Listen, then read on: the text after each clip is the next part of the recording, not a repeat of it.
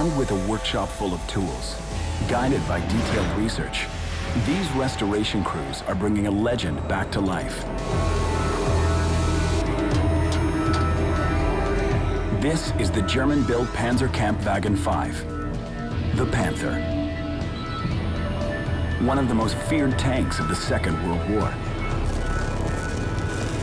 Lethal, accurate, almost unstoppable. One-on-one, nothing the Allies had could take it down. Even today, the Panther's influence lives on.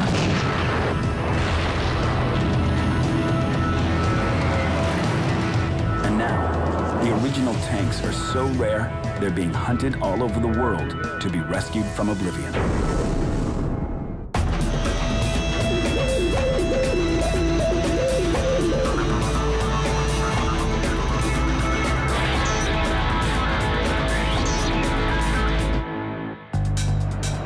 Some people collect stamps. Some people collect coins. Then there are collectors who work on a massive scale. You want to collect tanks? You'll need a stack of cash. You've got to handle a blowtorch like a scalpel. And you've got to know your history down to every last nut and bolt. This is Jacques Littlefield. He's assembled one of the largest private tank collections in the world. And it's on display in Portola Valley, California. The collection at this point has approximately 220 vehicles. Most of them are combat vehicles as opposed to soft-skinned vehicles, and about 65 are actual battle tanks. This is Kevin Wheatcroft. Stationed in Arnsby, England, Kevin has more than 230 military vehicles.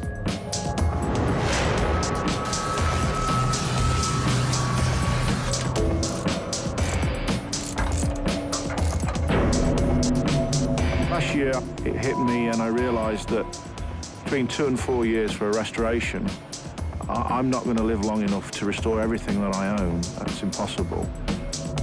Both Kevin and Jacques are extremely wealthy. They have to be.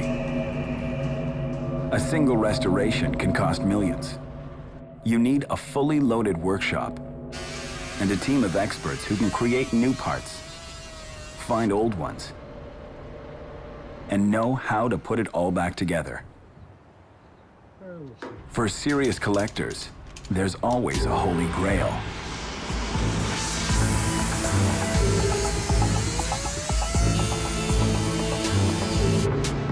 Built in Germany, baptized in battle in 1943. A tank so deadly, so feared, Russian crews would capture them and use them as their own. The formidable Panzerkampfwagen 5 Panther. The Panther is a particularly interesting tank. Historically, it's considered by many people to be the best tank design of World War II. To me, the Panther is probably the most special of all the German tanks. It looked right, it sounded right, and most times it worked right. The Panther terrified the Allies for good reason. Its 75mm gun was deadly accurate from over 3,000 yards away. Its armor was so tough, Allied guns couldn't penetrate it. Facing off against an Allied tank, the kill ratio was all in the Panther's favor. Once the Panther was sorted technically for battle, it was virtually unstoppable in its time and worked on a ratio of about 5 Shermans or 9 T-34s as a kill ratio to knock one out. So that gives you an idea of how impressive the Panther really was.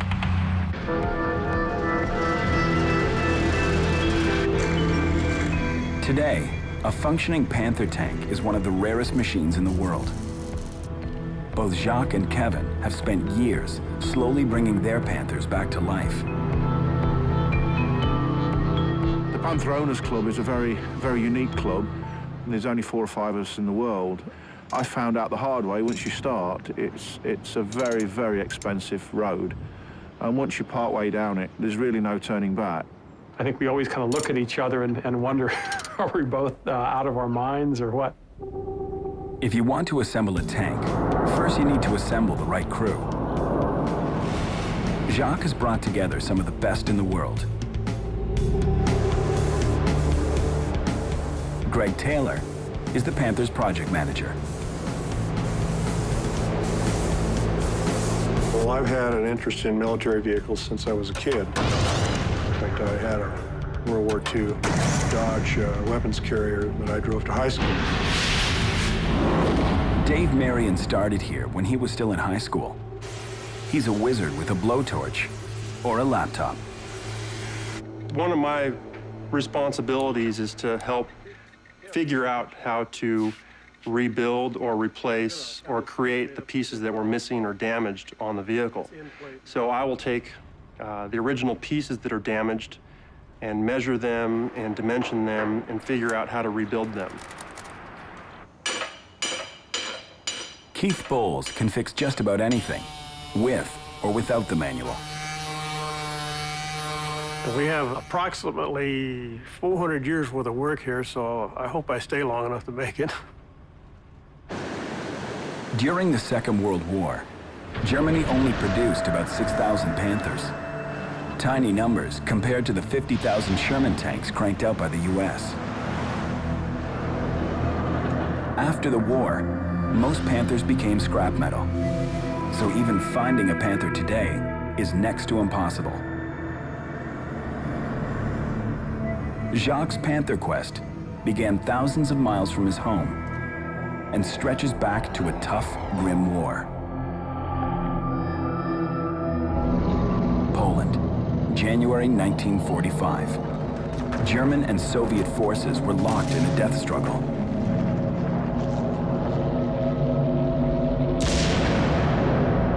Knocked out in battle, a 45-ton Panther sinks to the bottom of the Black Nita River.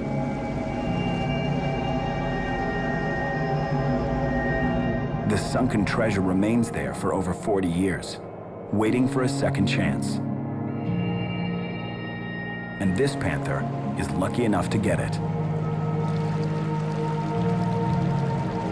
I bought it from a German collector, and he'd had it for about 10 years. He'd purchased it from a fellow in Poland who'd actually pulled it out of the river. The hull was reasonably intact, although destroyed in a number of places, but the turret had been completely blown apart.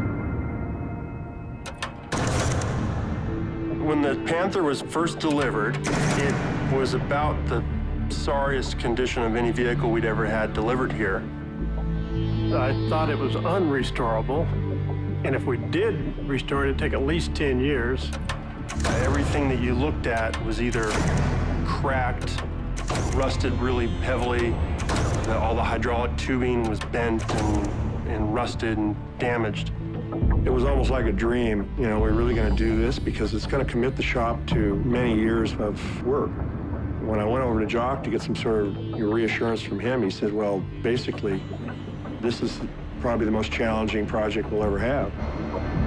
To rebuild the Panther, the crew live and breathe a whole range of disciplines.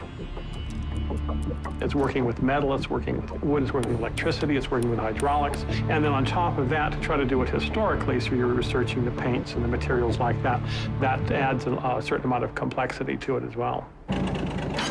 When you're rebuilding a 45-ton tank, you're going to need some heavy-duty help.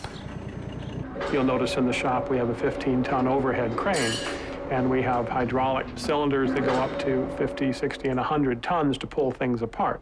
So a lot of time and effort goes into figuring out how to remove the piece, how to restore the piece without damaging the piece of equipment or us. I have stitches here from a grinder and stitches here from a piece of sheet metal. So I guess it adds character.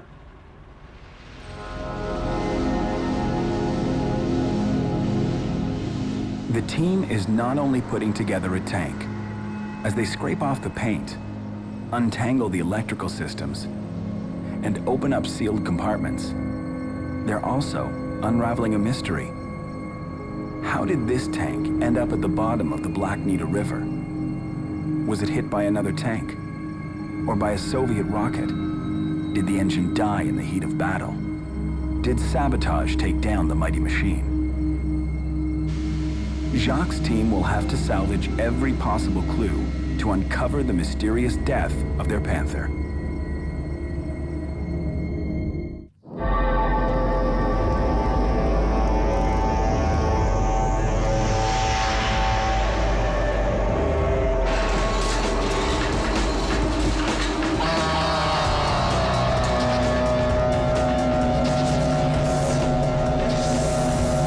Born and built in Germany, shattered in Poland during World War II, transported to what was once enemy territory. This Panther tank is getting an extreme makeover. This is the world's largest private collection of military vehicles. Jacques Littlefield's team have set themselves a huge challenge. A burnt-out, rusted Panther tank is going to be restored with military precision.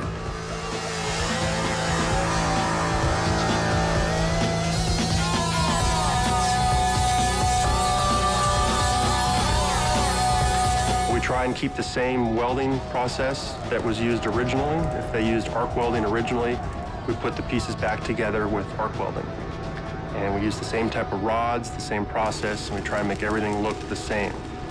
Try and replicate the width of the welds and the shape of the bead and make it look exactly the same.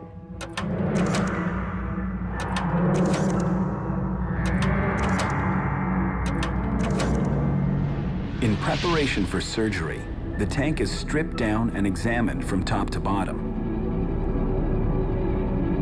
We take the major pieces off, usually the turret, the tracks, the engine, and we evaluate what can be reused, what has to be completely replaced, and then, of course, what we're missing. When we're cleaning out the vehicle, on this vehicle, we found the slide for a World War II German handgun. We found unused machine gun rounds that would have been used for the bow gun or the coax gun that's in the turret. We found a flare gun cartridge. Long after this Panther's final action, Dave found himself under fire.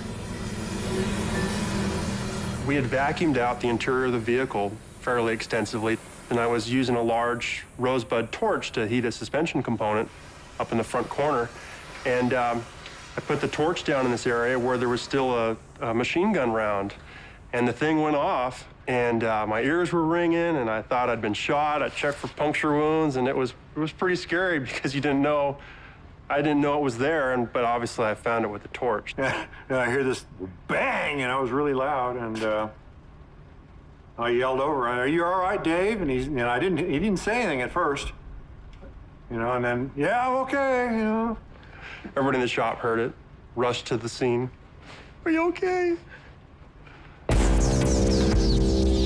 The Panther was known for its in-your-face design features. The Panther's front armor was angled, and this gave it a deadly edge in combat. The chief advantage of sloped armor is the fact that if you take, say, like on the front of the Panther, the glacis they call it, the upper piece of plate, is a little bit thicker than 3 inches. And when you take a 3-inch plate and lay it down, that plate essentially becomes thicker. There's a longer distance that a projectile would have to travel through it.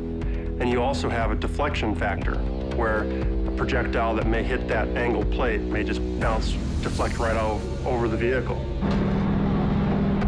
The Panther's sloped armor was copied directly from the enemy, from the Russian T-34. Prior to the invasion of Russia in June of 1941, German tank design tended to be, as many other countries did, basically with vertical sides, basically a block design. And once the Germans saw the Russian tank, they realized instantly that this was a superior design. And I think it was a real shock to them. This Panther isn't giving the restoration crew any breaks. After one world war and decades immersed in a river, the turret is too far gone to be saved. But the damage yields tantalizing clues about the Panther's final moments. When the tank arrived, of course, the turret was separate. And it was obviously fractured and blown apart by an explosion. That was the first apparent thing that we found.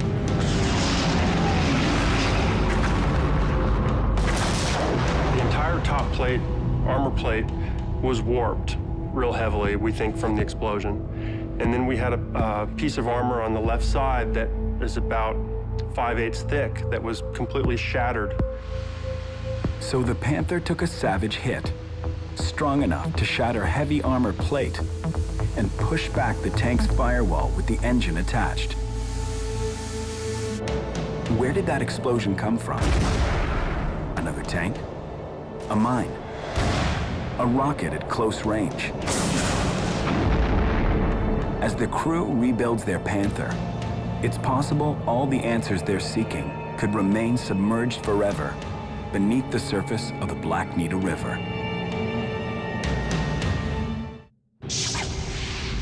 Under the California sun and in the English countryside, 2 tank crews are bringing German Panthers back to life. Brian and Alan Rudder work at the Kevin Wheatcroft Collection, one of the biggest in the world. In a tank workshop, sometimes just unscrewing a rusted nut and bolt can turn into a major headache. You should be able to rotate this to get to the anchor bolts at the back that hold the whole assembly, the backing plate on, and you can't get to them because it's corroded solid. Panther tank's been in the workshop now for something like 4 years, although we've worked on it for about 2.5. It took a year just to take it apart. This thing had stood for 50 years in a French scrapyard. It's one of those things I've wanted. As a child, I saw the pictures in the comics and in the war films, and I wanted one. No, it's still got the size, hasn't it? Once we get all that undone and the inner drum off, I want to pull it out that way, out of the hull, hang it on there. It's quite a heavy thing. The end plug's gone, which is a shame, but the other plugs are still in, so there's a good chance of it being reasonable condition. Heating up the metal can help loosen parts that have been locked in place for decades. If that fails, there's always the last resort. Cut the piece off.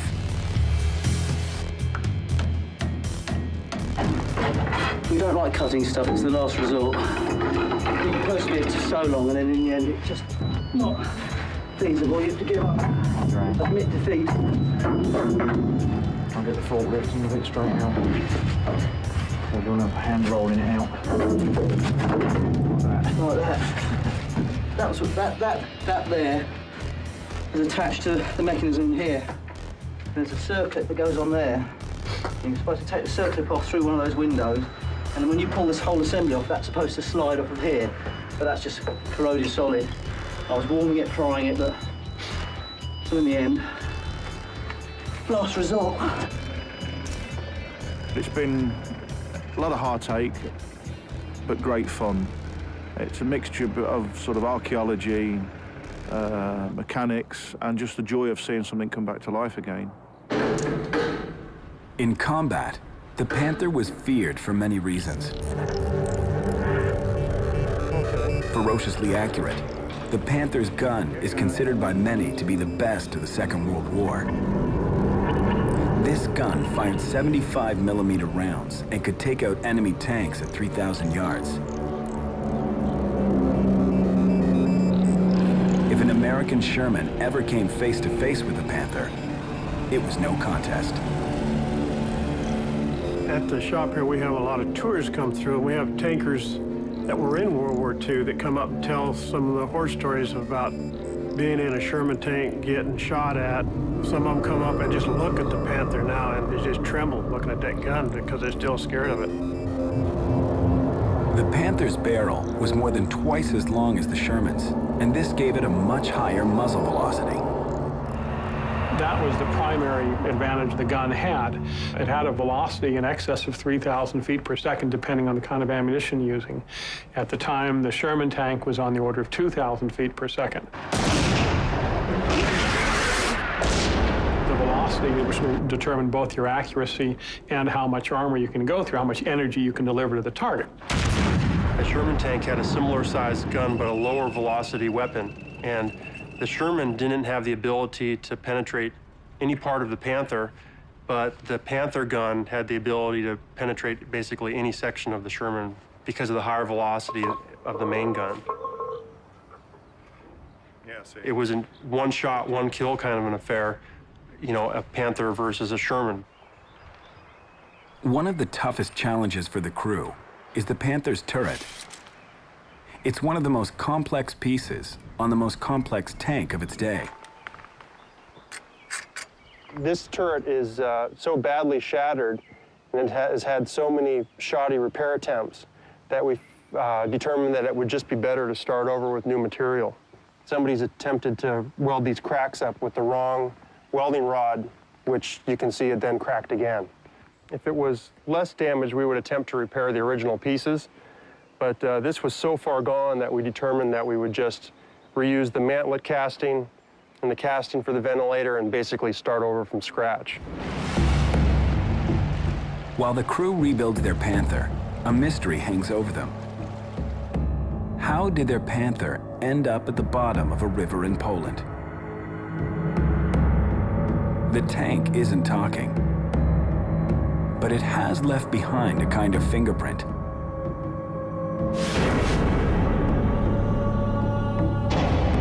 Stamped into the hull are serial numbers. They're still legible, which means German tank records might hold a clue.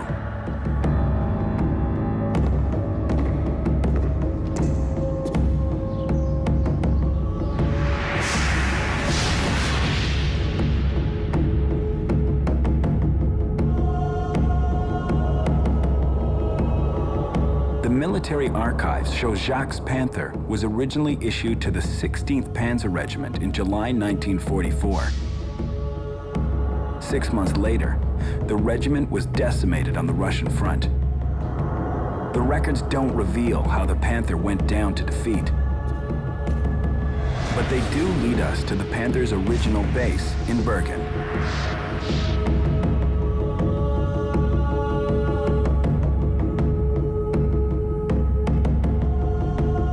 Today, it's home to the ultra-modern Leopard 2. With its sloped front, advanced armor, and powerful gun, the Leopard is, in many ways, the modern descendant of the Panther.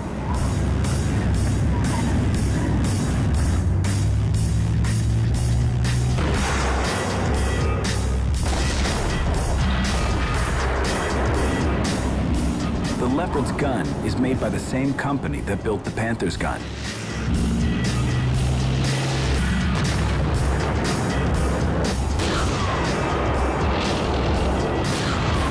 Firing 120mm rounds, the Leopard can knock out a target 2.5 miles away.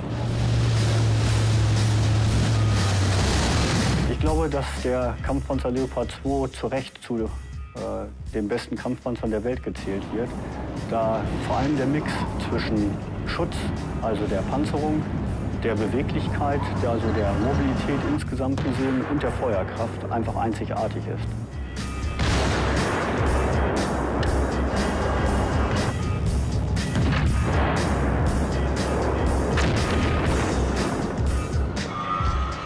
The Leopard's gun is considered to be the best on the battlefield, and the American Army agrees. Former enemies now use the same German-made gun on their tanks.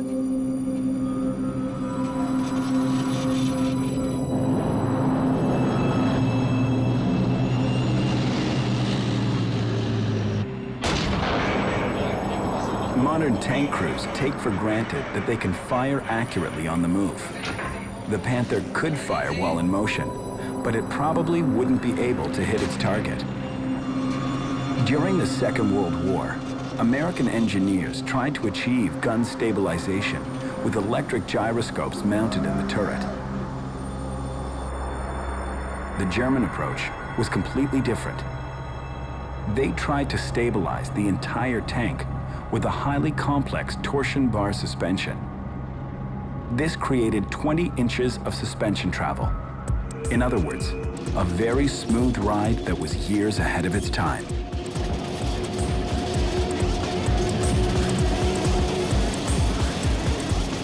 I've seen film footage of Panthers in motion, both on the terrain and on a test track that has specific bumps. And you can see that the hull basically remains about level, and the suspension moves rapidly up and down, compensating for those bumps. The contemporaries, like a Sherman or a T-34, they have very limited suspension travel, and they are a very stiff, rough riding vehicle. It's fairly fatiguing for the crew. At Jacques' shop, it's time to start work on the Panther's 12-cylinder, 700 horsepower engine. Engines are Keith Bull's area of specialty. Our Panther engine being sleeved, the cylinder walls are not cast into the block. They slip out. Okay. A sleeved engine is like a diesel engine. You take the sleeve out and you put a new sleeve in. Well, you can't buy a Maybach sleeve for a Panther engine, so we have to have it made. Lightweight and powerful, Maybach engines were originally designed to power aircraft. This created serious problems for the Panther. The engine and the engine block itself, it was really needlessly light and fragile versus what it could have been. We have pictures of failures where they had connecting rod failures, and they had head gasket problems because they had tried to keep the components, the weight of the components, so light. Early versions of the engine came with a serious design flaw.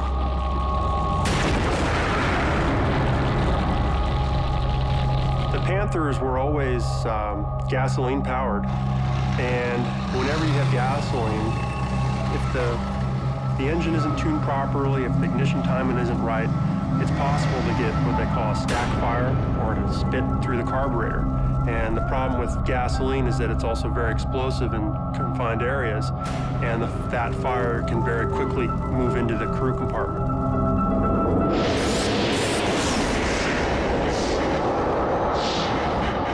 The factory that built the Panther engine is gone, but the company remains.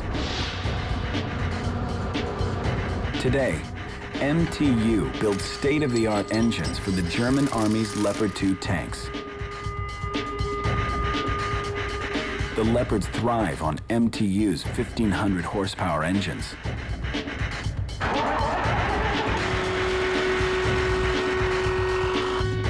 Weighing over 61 tons, the Leopards can reach a road speed of 45 miles per hour. Unlike the Panther, they burn diesel, which gives greater mileage and is less combustible than gasoline. Michael Groddick is a senior technical director at MTU. Our main challenges is always to get the most compact diesel engines which are achievable. If we make an engine or propulsion system much more compact, immediately the saved volume and weight will be used for additional equipment, maybe a bigger gun, maybe more fuel, maybe more ammunition, maybe a stronger armor protection to protect the tank against mines and things like this.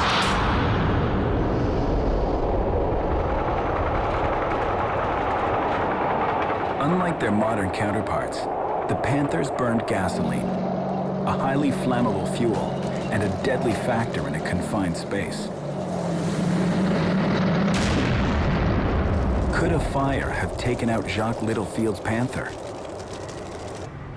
You know, originally we thought there had been a fire inside the vehicle, but on the Panther they use wooden blocks that are machined to hold the main gun rounds. And that wood was still intact. And also a large portion of the original wiring for the vehicle, the insulation was still intact, which would imply, because the wood was never burned and the wiring was still in place, that there had been an explosion, but actually no fire. If the Panther didn't succumb to fire, what else could have destroyed such a powerful machine?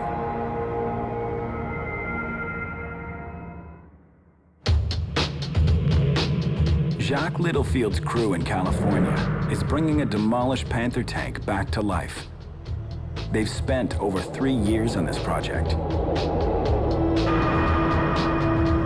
Dave Marion has redesigned the shattered turret, which is being rebuilt off-site.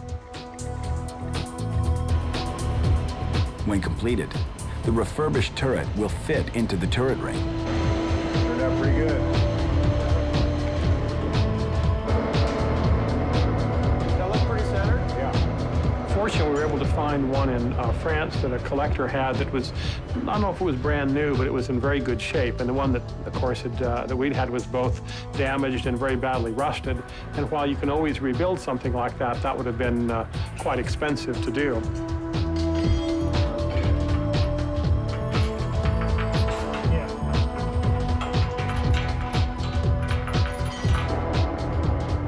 With the turret ring in place, next up is the Panther's turret basket.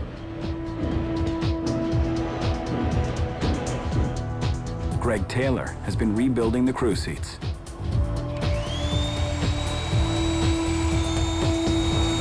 The German armored vehicles all had a standard seat frame. We have one good original seat that we've removed from the 222 armored car. We were able to copy that, and what I did is I made a fixture for the original seat that I could weld up, and we had a bunch of parts made of tubing that we could weld together to make replica seats. Start. Okay. Man, that is tight. Yeah. Yeah, but it works. German precision.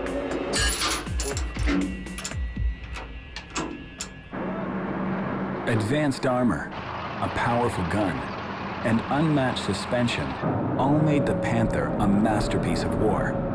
And that wasn't all. It had an extra gear mechanism, which enabled it to engage in neutral steer. This allowed the Panther's tracks to move in opposite directions at the same time. The neutral steer on the Panther gives you more maneuverability at low speeds, so it can almost kind of pivot in position. And so all modern vehicles are like that now. The Panther, I guess, was one of the first vehicles to have the neutral steer capability. But the U.S. didn't have that until much later. For modern tanks like the Leopard 2 and M1 Abrams, the Panther's neutral steer legacy is essential. In tank warfare, seconds with your back to the enemy could prove fatal. Neutral steering means is that you have the ability to turn in place 360 degrees. And in tight spots, specifically in urban areas, where you don't have the ability to go around the corner, turn, and come back, or to do a U-turn, the gun stays on the target while the tank is maneuvering out. With the turret ring installed, the crew deals with the Panther's final drives. Final drives are gears that transfer power from the transmission to the drive sprockets. But on the Panther, these gears had a serious flaw. If you look at the actual choice of gears they use basically straight spur gears. They use 3 gears involved, a double reduction system, and straight spur gears, and there's a lot of stress on just one gear tooth when you do that. If you compare that with, for instance, what was used on the Sherman tank, which used basically a set of double herringbone gears with more teeth and more surface area. Really, the Sherman gears were a better design and a better choice. The flaw with the Panther's final drives was compounded by the fact that they were designed for a much lighter tank. The final weight of a Panther is about 45 tons, and they were intended for a vehicle that weighed between 32 and 35 tons. The vehicle continued to get heavier and heavier and heavier as they added more armor, added more components that made it heavy. A common problem in military equipment is that you start out with a component like a final drive that was intended for one weight range, and it gets heavier and heavier and heavier, and then the final drive is a weak point. To avoid stripping the gears, Panther drivers were ordered to operate at reduced speeds. As a result, the Panther could never reach its full combat potential. And when the tank broke down on the battlefield, the crew was virtually paralyzed by the Panther's complex design. On the Panther specifically, if you were to have, say, a transmission failure or a final drive failure, it would take days to get down to the final drives because everything, like the driver's seat, all the controls, all that stuff has to be removed before you can get actually to the final drive. The wheels on the Panther are interleaved, and so to get to one inner wheel, you have to take several of the outer wheels off in layers to get down to that one damaged wheel. And then you had both sets of torsion bars to worry about. They did have access holes so you could get them from either side, but you often had to go to the other side of the tank to have access to push or pull a bar, which meant you had to take off the track and the wheels on the other side of the tank. The German army fought the war relatively close to home ground. The Americans were fighting an ocean away. So American engineers came up with a time and life-saving concept: rapid field repair. To remove the transmission on the Panther requires a big crane and disassembling quite a bit of stuff inside. To remove the transmission on a Sherman, for instance, the entire front end comes off so that the transmission and the final drives can come out really quite easily and be put back very easily. So that would really affect your ability to, if you had damage in the front end, to repair that tank in the field. With lessons learned on the battlefield, rapid field repair is an integral component of modern tank design. Modern propulsion units like MTU's power pack for the German Leopard 2 tank are self-contained. These power packs house the engine, final drives, and transmission all in one unit. Changing engines is literally plug and play.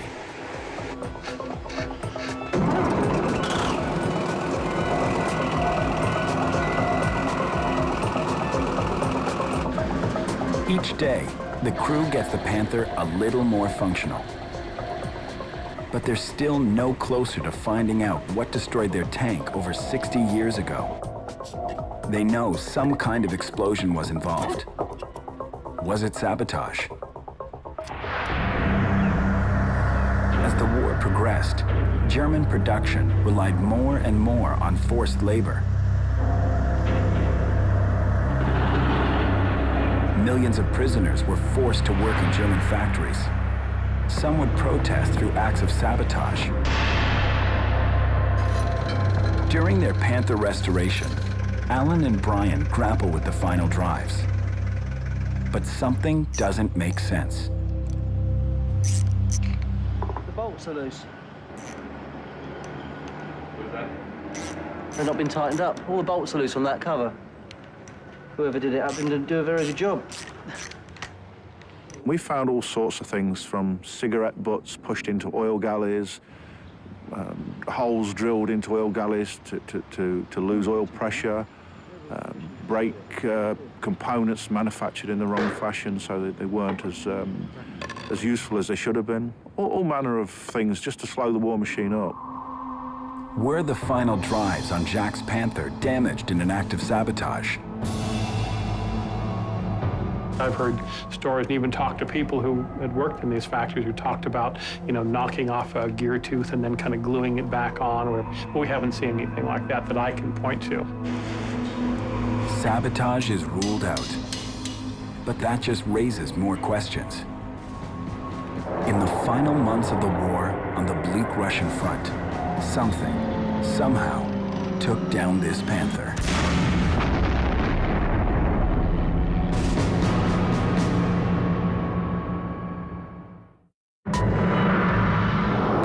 Valley, California.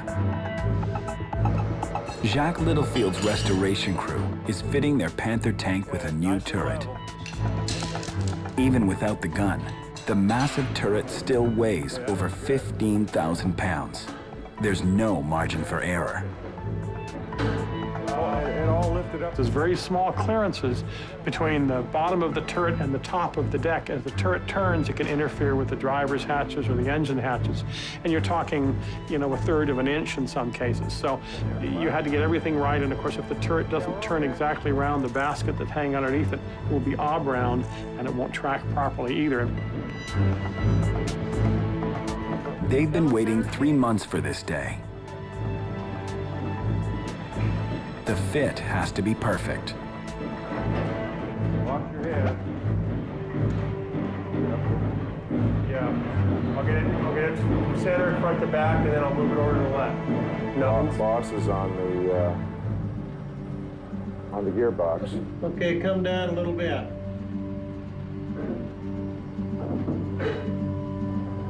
Probably gonna have to shift that way a little bit more. Just a tiny bit. There you go. You gotta kind of watch the back too, Keith. Yeah. Come down a little bit, slow, yeah. Yeah, come down slow. How's it look over there, Greg? Hold it, hold it. Come back up a little bit.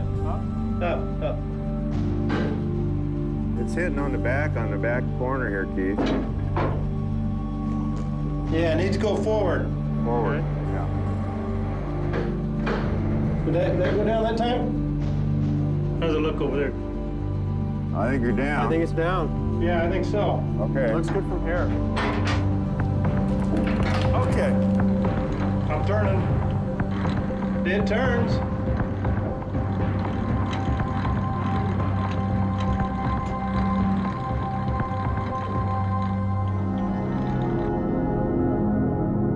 After 3 long years, Jacques' crew has victory in its sights. Now, it's down to the final details. After all, when you're working on things like seats and radios, it shows you've come a long way. You're not, you know, banging away on rusty iron, chunks of iron and rust, and we're past that point pretty much. And as the Panther nears completion, the story of her death can finally be dredged up from the past.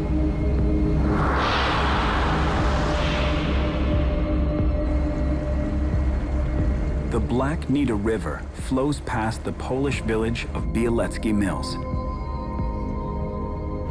Jacques' Panther spent over 40 years submerged beneath these waters. Henrik Grolitz was there that day in 1990 when the broken Panther was dragged out of the river. Edvard Tuchinski was a terrified 16-year-old witness the day the tank was destroyed. Both men can now open a window on the final moments of Jacques Littlefield's Panther. January 1945. In the dying months of the Second World War, the Soviet army was pounding the Germans into submission. The battle around the village of Bielecki Mills was ferocious and unforgiving. Nazywam się Ciesiński Edward, mieszkam tu od urodzenia. Mieszkam od urodzenia. Tutaj u nas to był dzień, u nas to był świt, rozpoczęła się wojna. Porą, koń, krowy, wszystko nie dało, to nie dali uciekać, bo nie mamy. Nawet tu nie było czasu patrzeć na to. Był moment. Pociski grały, że trudno było wytrzymać.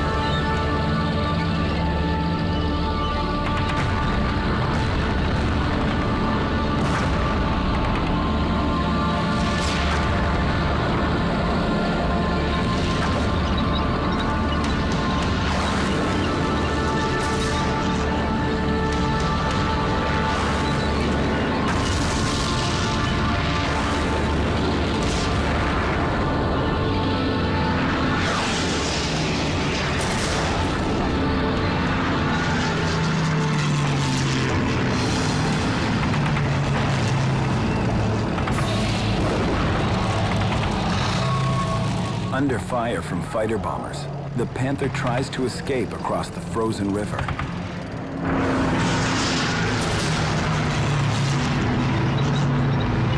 In many sections, the river runs 3 feet deep. But the crew makes a fatal mistake. They try to take their 45-ton tank across a section of the river that is much deeper than they realize.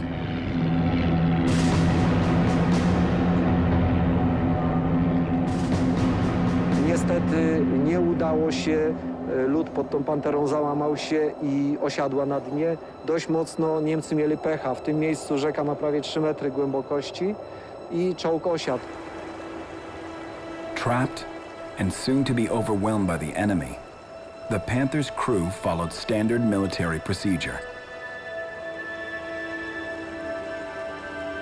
The standard procedure with any army is that if you abandon a tank that's otherwise operational and the enemy might capture it, is there is a procedure for setting charges.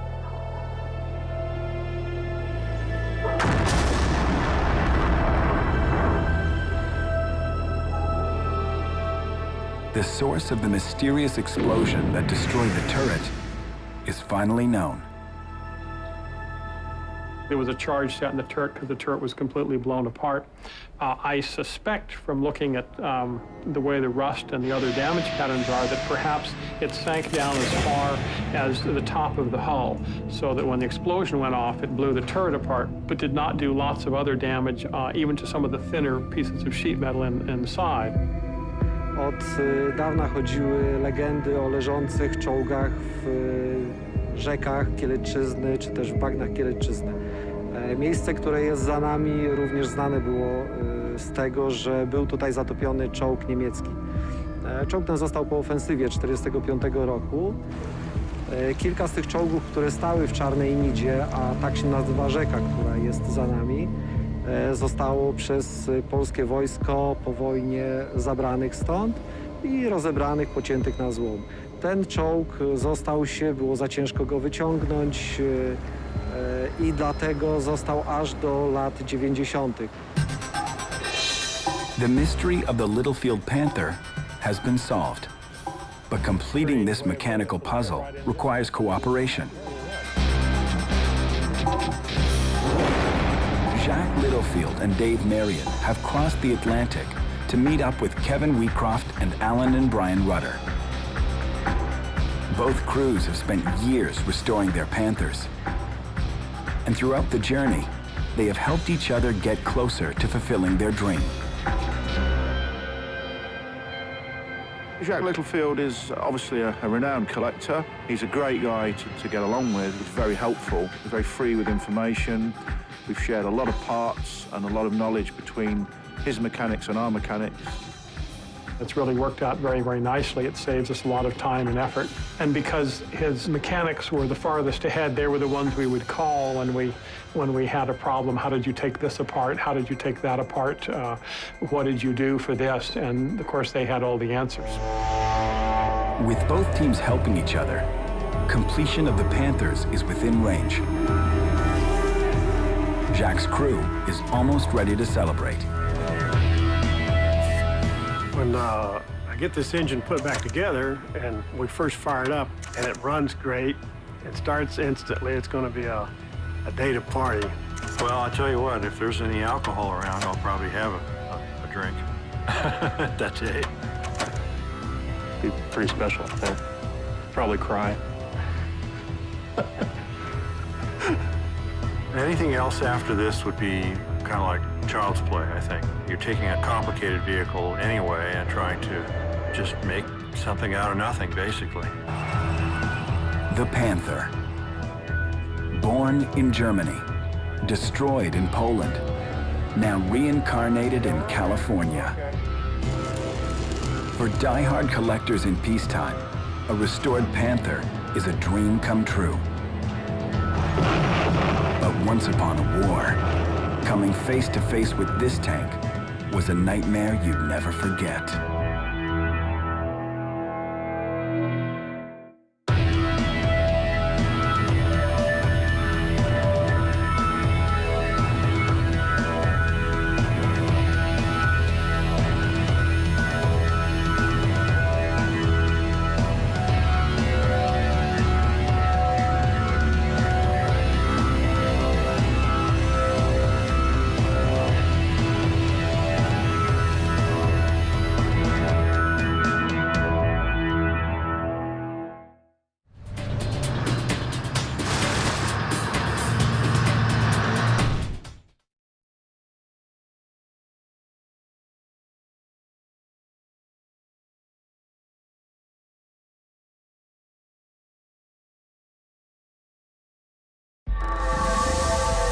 Armed with a workshop full of tools, guided by detailed research, these restoration crews are bringing a legend back to life.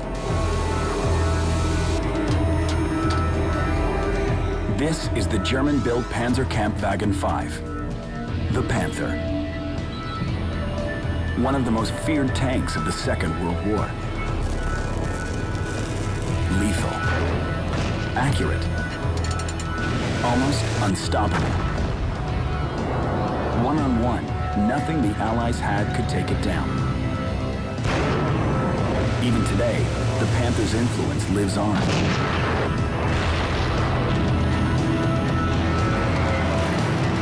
And now, the original tanks are so rare, they're being hunted all over the world to be rescued from oblivion.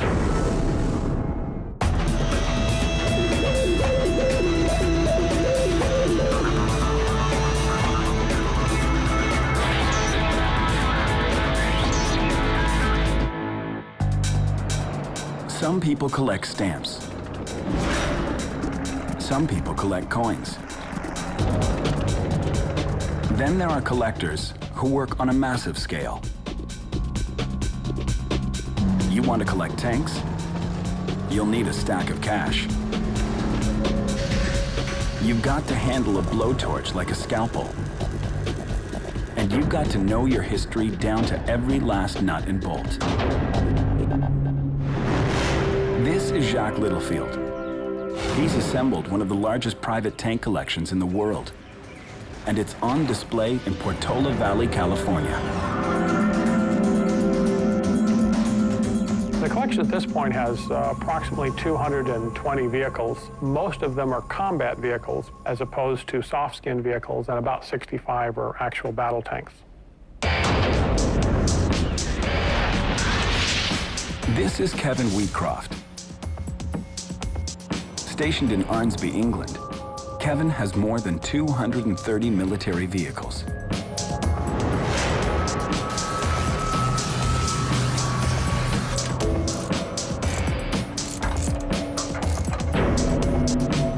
Last year, it hit me and I realized that between 2 and 4 years for a restoration, I'm not going to live long enough to restore everything that I own. That's impossible. Both Kevin and Jacques are extremely wealthy. They have to be. A single restoration can cost millions. You need a fully loaded workshop and a team of experts who can create new parts, find old ones, and know how to put it all back together. For serious collectors, there's always a holy grail.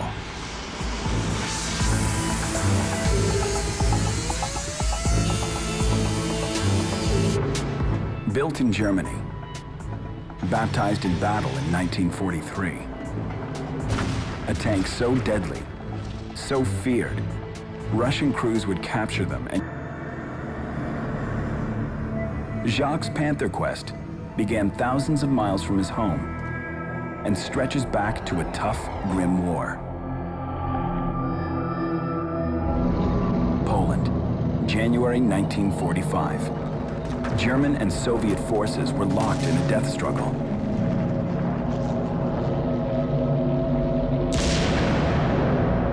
Knocked out in battle, a 45-ton Panther sinks to the bottom of the Black Nita River.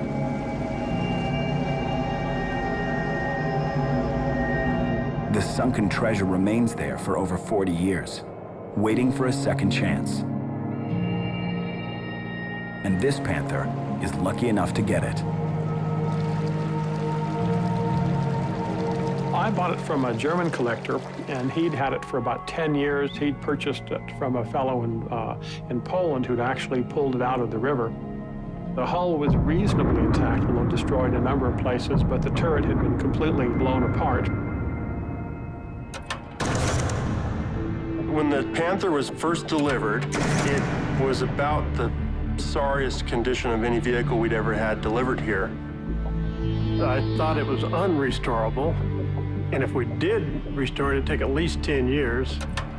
Everything that you looked at was either cracked, rusted really heavily, all the hydraulic tubing was bent and rusted and damaged. It was almost like a dream. You know, we're really going to do this because it's going to commit the shop. Use them as their own. The formidable Panzerkampfwagen 5 Panther. The Panther is a particularly interesting tank. Historically, it's considered by many people to be the best tank design of World War II. To me, the Panther is probably the most special of all the German tanks.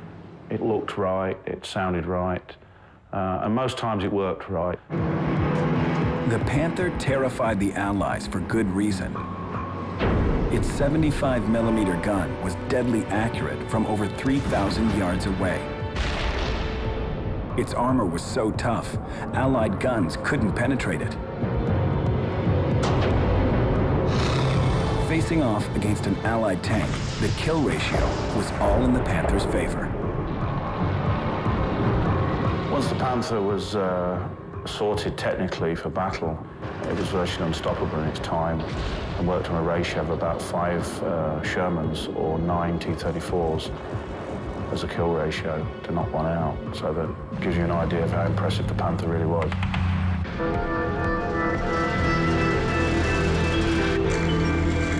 Today, a functioning Panther tank is one of the rarest machines in the world. Both Jacques and Kevin have spent years slowly bringing their Panthers back to life. The Panther Owners Club is a very, very unique club. There's only 4 or 5 of us in the world. I found out the hard way, once you start, it's a very, very expensive road. And once you part way down it, there's really no turning back. I think we always kind of look at each other and wonder, are we both out of our minds or what? If you want to assemble a tank, first you need to assemble the right crew. Jacques has brought together some of the best in the world. Greg Taylor is the Panther's project manager. Well, I've had an interest in military vehicles since I was a kid. In fact, I had a World War II Dodge weapons carrier that I drove to high school. Dave Marion started here when he was still in high school. He's a wizard with a blowtorch or a laptop. One of my responsibilities is to help figure out how to rebuild or replace or create the pieces that were missing or damaged on the vehicle. So I will take the original pieces that are damaged and measure them and dimension them and figure out how to rebuild them. Keith Bowles can fix just about anything, with or without the manual. We have approximately 400 years worth of work here, so I hope I stay long enough to make it.